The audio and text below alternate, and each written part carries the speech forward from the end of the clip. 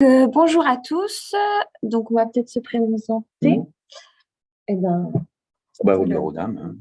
donc, Laetitia Prévost de la Chambre régionale d'agriculture Grand Est. Donc, moi, je m'occupe des thématiques air-climat au niveau de la Chambre régionale d'agriculture. Et Philippe De Donato, je suis directeur de recherche au CNRS. Mon laboratoire, c'est le laboratoire Géoressources. Et dans cette présentation, je vais m'intéresser plus particulièrement au système de mesure et au système de mesure par télédétection, c'est-à-dire de la mesure à distance. Donc, on a ce petit temps pour du coup vous présenter le projet Rivage, donc recherche et innovation sur la volatilisation de l'ammoniac pour adapter les pratiques agricoles en Grand Est. Donc, c'est un projet qui a été accompagné par le fonds de dotation, mais également qui intègre le projet Partage, donc le programme Partage qui est plus large. Donc, donc le programme Partage, c'est un partenariat européen pour l'innovation. Donc, Partage, ça veut dire programme pour l'agronomie régionale, pour la transition agroécologique en Grand Est. Et finalement, dans ce programme-là, on s'intéresse à comment boucler le cycle de l'azote. Donc, le cycle de l'azote, c'est un élément chimique qui est essentiel pour la production agricole. Et il peut se passer accidentellement des pertes de cet azote. Donc, on connaît par exemple sur la voie côté eau, ça va être des pertes via la lixiviation, donc, sur ce schéma. Et puis, dans le cadre de nos travaux que nous allons vous présenter, donc le volet rivage qui intègre ce programme général, on s'est intéressé plutôt aux pertes côté air et atmosphère. Donc, air-atmosphère, on va avoir les émissions de gaz à effet de serre.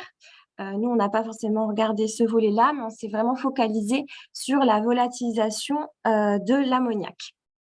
Donc, ce projet partage rivage, du coup, c'est un projet d'une durée de 3 ans et 3 mois.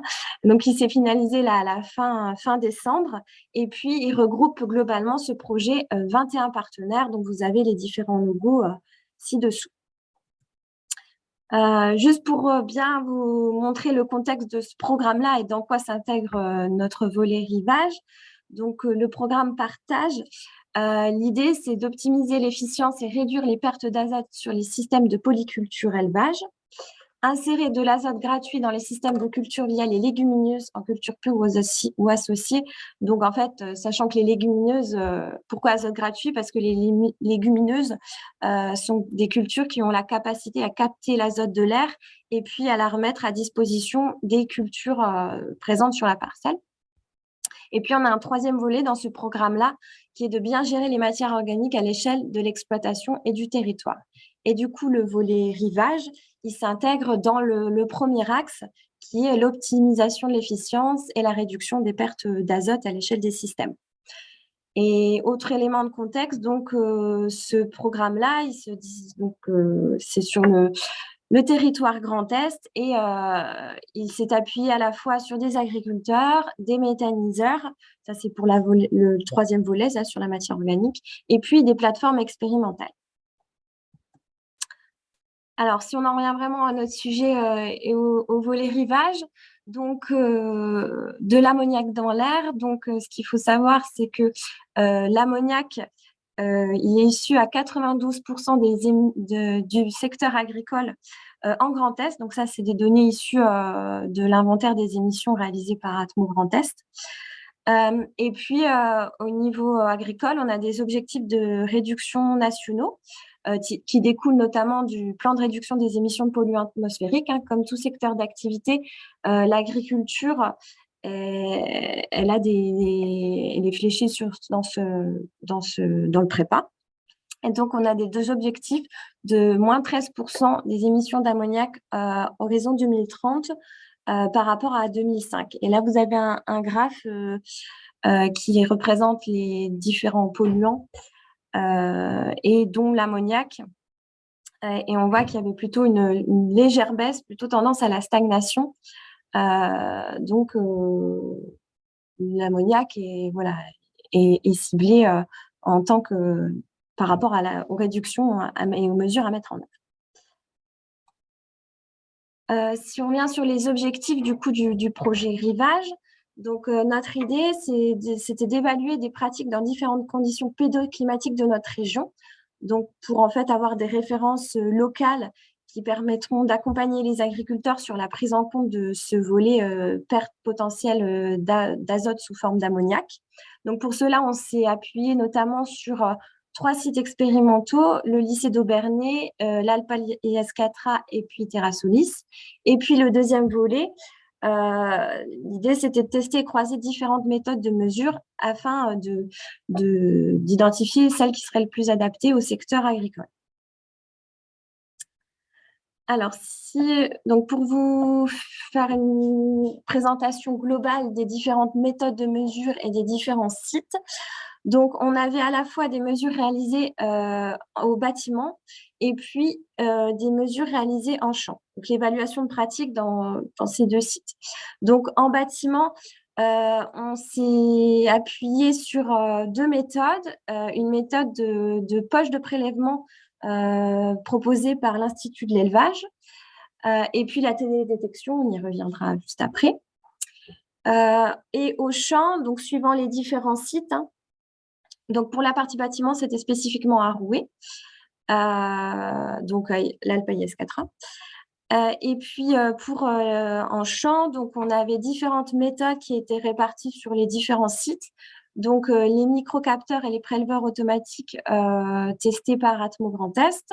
On retrouve également la télédétection et puis les badges passifs, donc côté INRA et Chambre d'agriculture. Donc en dessous, vous avez des illustrations, je ne sais pas si on voit très bien, mais des différentes méthodes qui ont été déployées. Alors, pour vous donner un aperçu, parce qu'on ne va pas tout détailler, toutes les différentes mesures que nous avons réalisées, les différentes évaluations de pratiques, mais toutefois, il y a ce tableau qui les reprend, et puis à côté, vous avez un petit QR code où vous pourrez retrouver toutes les fiches. Alors, elles ne sont encore pas disponibles, mais elles le seront prochainement, mais toutes les fiches résultats des différents sites.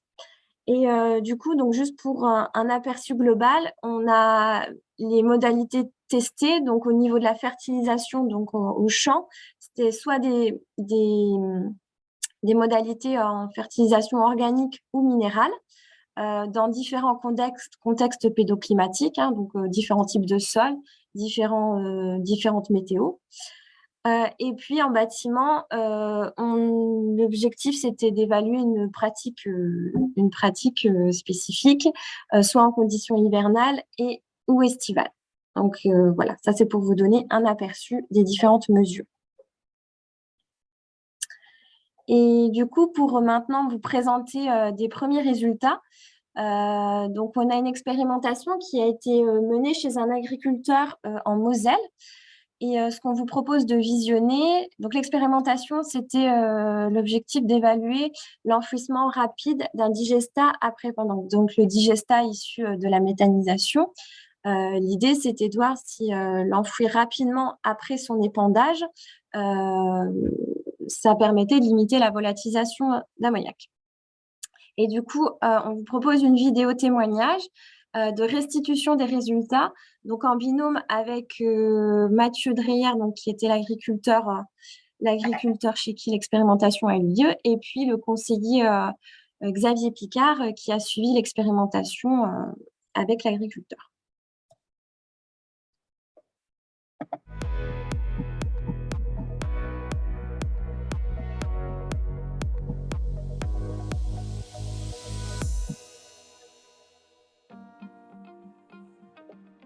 Je t'amène du coup, comme promis, le résultat de notre essai Digesta. On avait réalisé, si tu te souviens, le 20 avril, avec en comparaison 2 mesures. Une partie avec des digestats enfouis et l'autre partie du digestat non enfoui. C'était sur une parcelle avant du maïs et en sol argilo-limoneux. Est-ce que tu peux nous décrire le matériel d'épandage qui a été utilisé? Donc, le matériel utilisé était un enfouisseur à disque de 12 mètres en type 100 tonnes et le travail était effectué par un prestataire. Et dans ton digestat, tu sais quelle était la part d'azote ammoniacal? Oui, l'apport d'azote ammoniacal dans la dernière analyse avant l'épandage était de 30%. Donc il faut bien noter que la part d'azote ammoniacal c'est cette part d'azote qui est la plus vulnérable à la volatilisation. Donc les résultats de cet essai montrent déjà une dynamique de la volatilisation dans les 7 jours qui suivent l'épandage du digestat. On remarque 2 courbes sur ce graphique, la courbe en rouge qui représente le digestat non enfoui, et puis la courbe en bleu qui représente donc le flux de volatilisation pour du digestat enfoui. Ce qu'on constate sur ce graphique, c'est une période sur les 7 jours où on a un pic dans les 6 premières heures qui suivent l'épandage, et pour le reste, quelque chose qui est assez stable. On va donc déjà s'arrêter sur la météo. En ce qui concerne le temps, on était sur une après-midi typique du fin du mois d'avril, avec des températures approchant les 15 degrés, du vent dans les 15 km/h, avec des rafales pouvant avoisiner les 30 km/h. Zoom donc sur les 6 heures qui suivent l'épandage du digestat.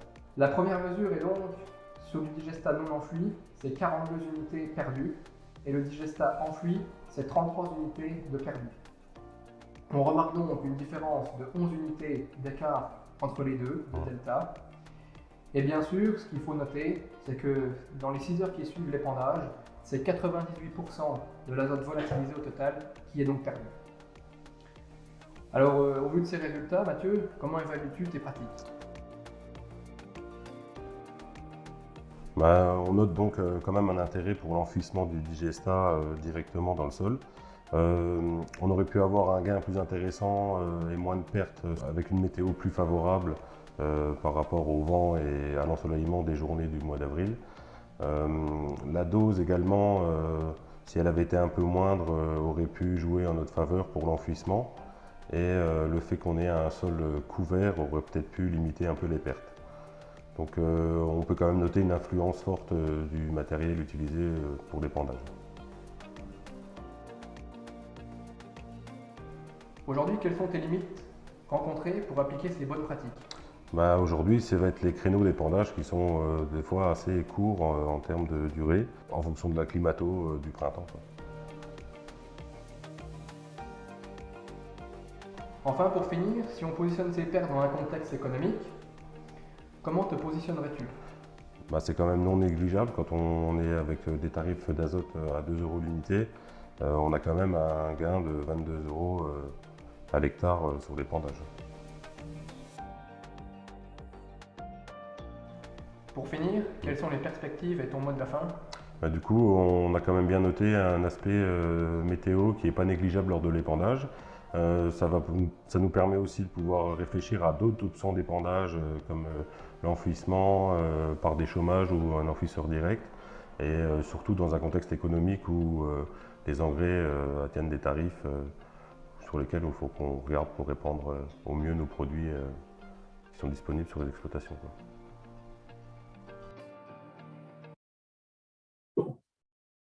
Donc, je te laisse prendre la suite sur…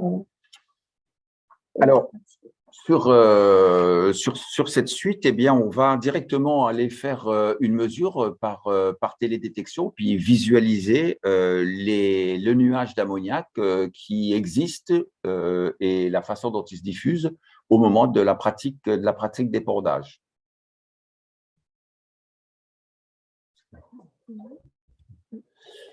Donc, la technique qui a été utilisée, elle a été utilisée pour la première fois. C'est la technique de télédétection. Donc, c'est de la mesure à distance à partir d'un scanner infrarouge. En fait, techniquement, eh bien, on enregistre l'émission infrarouge du gaz qui est présent au-dessus de la zone à analyser.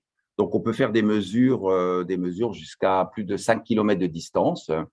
On a une information chimique. Donc, sur l'ensemble des gaz qui donnent un signal infrarouge, c'est-à-dire quand on fait une mesure, eh bien là, on s'est focalisé sur l'ammoniac, mais si sur la même mesure, on voulait regarder le méthane, on n'est pas obligé de refaire la mesure, on va simplement traiter différemment l'information. Donc, l'ensemble des signaux infrarouges des gaz sont enregistrés.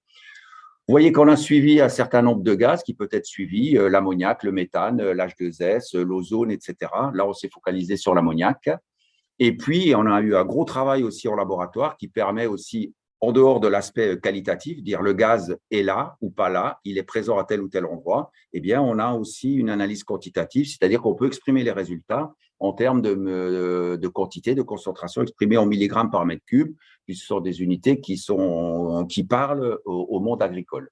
Donc, on l'a mis en place sur un exemple au niveau de la ferme d'Arouet, sur donc deux parcelles, une parcelle qui était nue et une parcelle qui était couverte, avec, vous le voyez, un apport de l'ordre de 20 mètres cubes par hectare de digesta avec abordillard en octobre.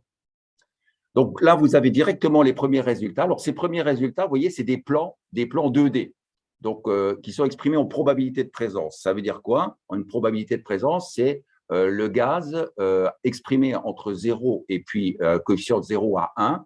0, le gaz n'est pas présent. 1, la probabilité de présence du gaz est avérée. Donc, on peut scientifiquement dire qu'au-delà d'une probabilité de présence de 0,5, 0,6, eh bien, la présence du gaz est avérée. Vous voyez qu'on a des grilles, donc c'est un véritable scanner. Vous voyez qu'elles sont pixelisées. On a grosso modo ici à peu près 2000 pixels qui couvrent la zone.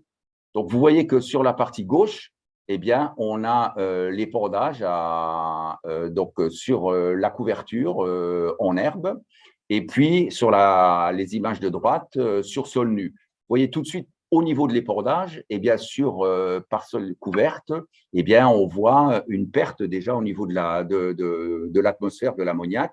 Vous voyez que tous ces pixels qui sont en couleur chaude, c'est-à-dire qui vont du rouge au jaune, vous avez une visualisation directe du nuage d'ammoniac qui est présent. Donc, il est là au niveau atmosphérique. Vous voyez qu'il est un petit peu plus localisé derrière le tracteur sur le sol nu. Vous voyez sur les diapos du bas, de nouveau toujours à gauche, ce qui se passe au bout de 30 minutes. Vous avez un peu une diffusion au niveau du sol de l'ammoniac, du nuage d'ammoniac. Vous voyez qu'il se diffuse aussi au niveau du sol de façon un peu plus concentrée sur le sol nu. Là, on est à 30 minutes. On est toujours en probabilité de présence. Là, on est au bout de 4 heures. Vous voyez que ce qui est remarquable, c'est que sur la partie gauche, vous voyez qu'au niveau du sol, eh bien, pratiquement, on n'a plus d'émissions d'ammoniac. On en a un petit peu au niveau atmosphérique. Et vous voyez que sur la partie droite, sur sol nu, eh bien, on a une concentration beaucoup plus importante d'émissions d'ammoniac au niveau du sol. Et vous voyez que si maintenant on passe à la quantification, là, vous aviez une probabilité de présence. Et vous voyez que quand on quantifie sur sol couvert après 4 heures, eh bien, il n'y a pas de quantification possible, c'est-à-dire qu'on est inférieur aux limites de sensibilité de détection du système, et elles sont relativement basses puisqu'on est inférieur à 0,03 mg par mètre cube. Et quand vous voyez là une probabilité de présence ne veut pas dire il y a beaucoup de gaz. Hein, il veut dire simplement le gaz est présent. Le système était extrêmement sensible. Vous voyez que quand on passe en quantification, eh bien, vous voyez sur la partie gauche, la dernière image en bas à droite, vous voyez les pixels. Et donc, on a une échelle directement en quantifié, une échelle qui va entre 0,03 mg par mètre cube. Et les petits pixels jaunes, les concentrations sont aux alentours de 1,3 mg par mètre cube. Donc, vous voyez qu'on a quand même des quantités d'ammoniac qui sont quand même relativement restreintes. Là, on est au bout de 7 heures et puis on confirme ce que l'agriculteur avait observé, c'est-à-dire qu'il n'y a pratiquement plus une absence de volatilisation. On retrouve sur les parties hautes, on retrouve en fait de l'ammoniac, mais qui est de l'ammoniac issu de la pollution atmosphérique des alentours. Donc, ça, c'était les premiers résultats. Donc, méthode de mesure des émissions avec une visualisation immédiate. La mesure est relativement rapide. Le traitement est un tout petit peu plus long. Pour vous donner une idée, on a une idée, au bout de 1 à 2 minutes, on visualise parfaitement le panache. Et puis, les premières conclusions confirment les hypothèses qui sont posées, c'est-à-dire que l'effet du couvert végétal sur la volatilisation, qui limite la volatilisation, et puis cette volatilisation a principalement lieu dans les premières heures, et puis au bout de 7 heures, c'est fini, il n'y a plus rien du tout. On a suivi au-delà, je ne vous ai pas montré les données au-delà, on a suivi 24 heures, 48 heures, etc. Et on confirme ces observations-là. Alors, derniers éléments, du coup, dans le cadre du projet, on voulait aussi sensibiliser et communiquer sur les résultats et sur la thématique. Donc, il y a différents événements qui ont été organisés durant le projet, donc des événements à destination des agriculteurs, donc que ce soit à Rouet, à Obernai, donc sur les sites expérimentaux, et puis un événement de restitution qui a réuni plus de 180 participants en novembre. et où il y avait une séquence spécifique sur le volet volatilisation. Et puis, dernière diapo. Donc, si vous souhaitez en savoir plus sur les résultats du projet, donc il y a une newsletter sur l'azote, hein, sur toutes les références azote, avec des articles spécifiques sur le volet volatilisation qualité de l'air. Donc, vous pouvez les retrouver sur le site de la Chambre régionale d'agriculture Grand Est. Et puis, il y a également différentes vidéos autour de l'autonomie azotée. Donc là, vraiment, si on reprend le gros volet partage, donc où c'est enfin, plus global. Et voilà. Je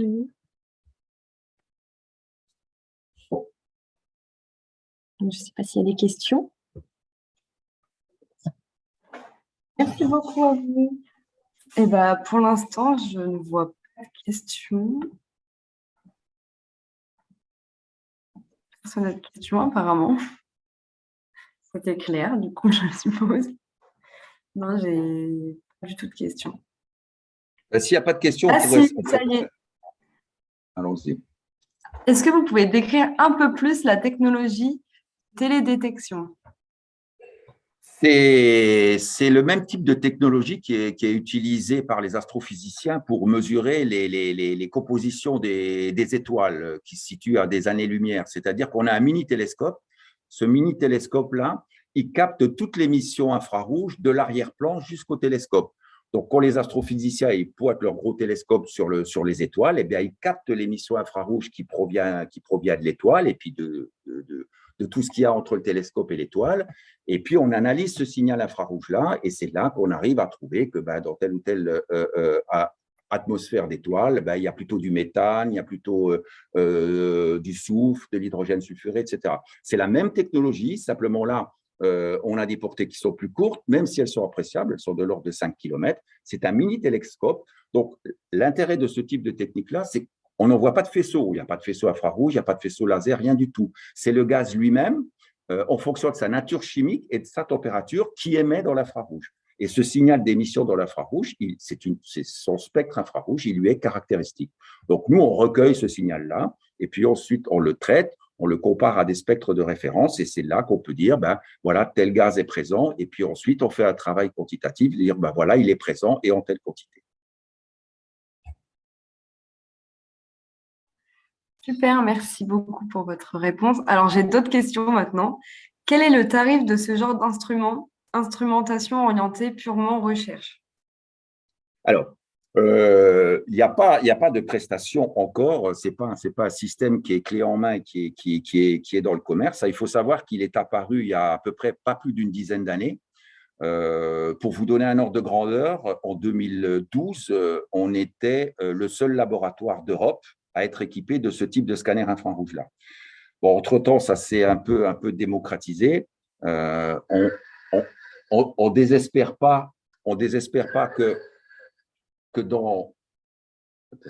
sais pas pourquoi.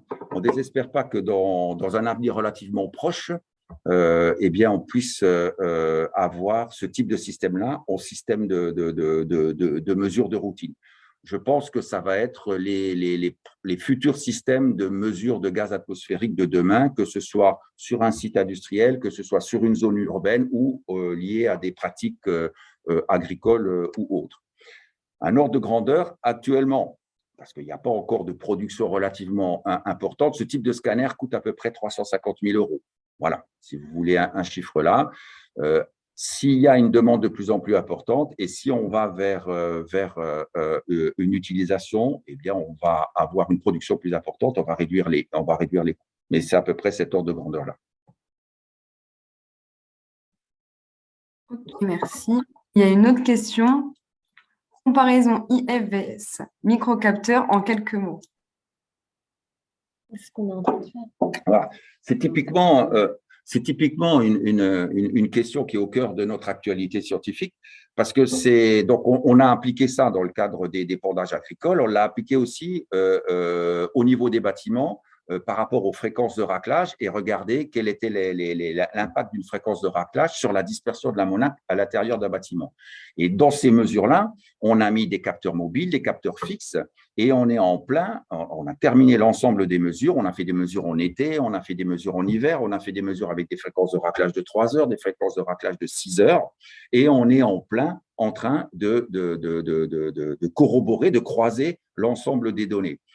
Mais donc, le rapport, on est en train de l'écrire. Le contrat s'est terminé le 31 décembre 2022. Donc, vous voyez, ce n'est pas très vieux.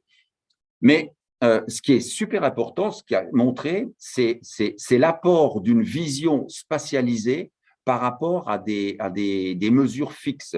Quand on essaye de comprendre comment le gaz se transfère de sa source dans un volume, pour pouvoir le comprendre et puis ensuite agir sur tel ou tel facteur, eh bien, la notion, la vision spatialisée, la vision 3D, elle est super importante parce qu'elle aide à comprendre pourquoi il peut y avoir entre des capteurs fixes des divergences. Un capteur fixe positionné à un endroit va mesurer quelque chose, positionné à un autre endroit, on ne va pas mesurer la même chose.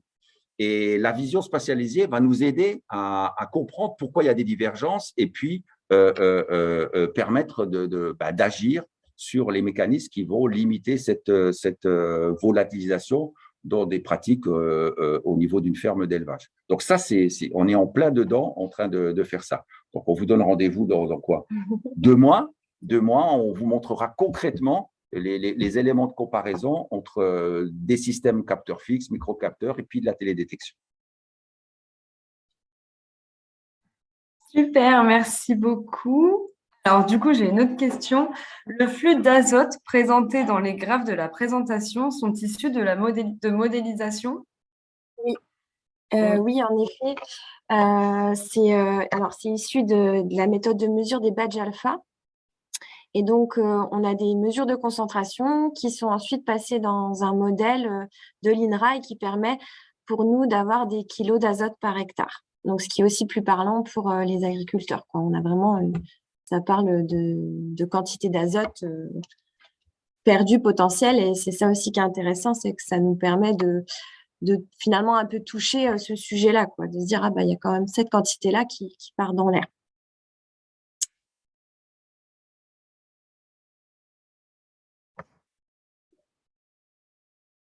Oh, j'avais plus mon micro. Donc, j'ai une autre question. Est-ce que les mesures de télédétection peuvent être faites dans d'autres environnements, par exemple urbains? Ah oui, là, largement. Hein, c'est vraiment un système de mesure à distance. Hein. Ils sont faits en milieu forestier. On les a testés en milieu forestier, par exemple, pour détecter des feux de forêt. On les a fait en milieu urbain pour travailler au niveau de la qualité de l'air. D'ailleurs, c'est la première publication qu'on a faite en 2016, donc, dans une revue américaine qui s'appelle Remote Sensing. Et puis, on s'était focalisé sur, à l'époque, c'était la communauté urbaine du Grand Nancy, avant d'être la métropole du Grand Nancy, on était en 2016. Et on s'était focalisé sur la visualisation des nuages de SO2 présents au-dessus de l'ensemble de la ville de Nancy. On avait couvert à peu près 2 km sur 2 km. Et puis, on avait localisé un nuage de SO2 et qui était lié en partie aux travaux qui étaient effectués à Nancy lorsqu'ils étaient en train de refaire tout le parking souterrain qui est devant la gare là. Donc oui, l'application pour la mesure de la qualité de l'air en zone urbaine, en zone industrielle. Hein. On a travaillé aussi sur des plateformes pétrochimiques qui avaient explosé. On était en 2012, on était les tout premiers. C'était une plateforme Total qui avait explosé en mer du Nord. Et donc, il y avait une zone de sécurité de 2 km. Et donc, Total ne savait pas quelle était la nature des gaz et où étaient les gaz, où était la poche de gaz pour pouvoir orienter l'arrivée de secours et pas arriver dans une poche où il y avait du méthane avec une zone de forte explosivité. Oui. Ça s'applique à beaucoup d'autres domaines, même l'armée. Bah, super, parce que du coup, vous avez répondu à l'autre question qui était « et au niveau maritime ».